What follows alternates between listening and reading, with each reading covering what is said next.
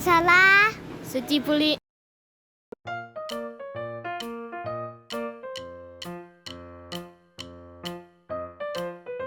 ข่อยแก้วเด้อเจ้าว่ามื้อนี้อากาศร้อนบ่ข่อยรู้สึกร้อนมาข่อยจะสอนเฮ็ดกะแลมเครื่องที่เราจะใช้ในมื้อนี้มีถุงซิปล็อก2อันขนาดใหญ่หนึ่งน้อยหนึ่งหมักม่วงนมส้มน้ำก้อนน้ำตาลเกลือบวงเครื่องปั่นผ้าเช็ดโต๊ะเพื่อเวลาน้องๆเฮ็ดโต๊ะเปื้อนนอกจากสิ่งที่เราผ่านมาน้องๆก็ต้องมีพ่อหรือแม่เฮ็ดซวยนำเด้อห้ามเฮ็ดคนเดียวเวลาใช้เครื่องปั่นขั้นตอนที่1เทหมักม่วงที่เฮาได้ปาดเกี่ยมไว้ตามด้วยโยเกิร์ต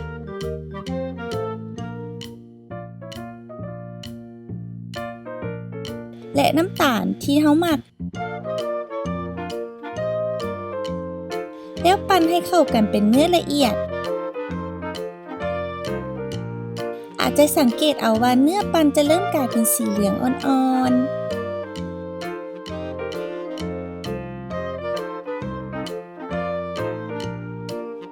ขั้นตอนที่2หลังจากนั้นเราก็จะนำเอาถุงซิปล็อกน้อยหนึ่งมาเทส่วนผสมใส่ให้หมด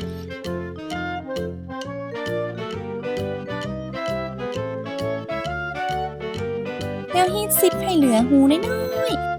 ๆเพื่อไล่ลมออกเพื่อหยังก็เพื่อให้ความเย็นเข้าถึงทุกโซนของเนื้อปั่น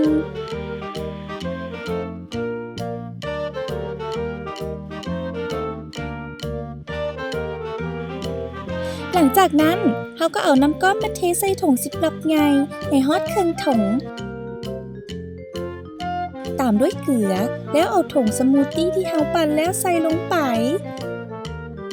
หลังจากนั้นก็ฮีบซิปให้เหลือหูน้อยๆแล้วบีบลมออกคือเก่าขั้นตอนที่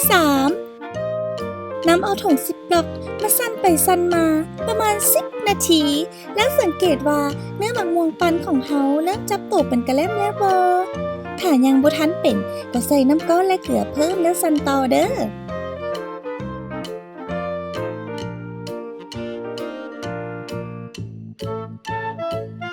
ขั้นตอนสุดท้ายเมื่อเฮารู้สึกว่าเนื้อก้อนมันจับตัวกันแล้วเฮาก็ตักออกมาใส่ถ้วยและสามารถตกแต่งหน้าตากะแลมได้ตามที่มักเลย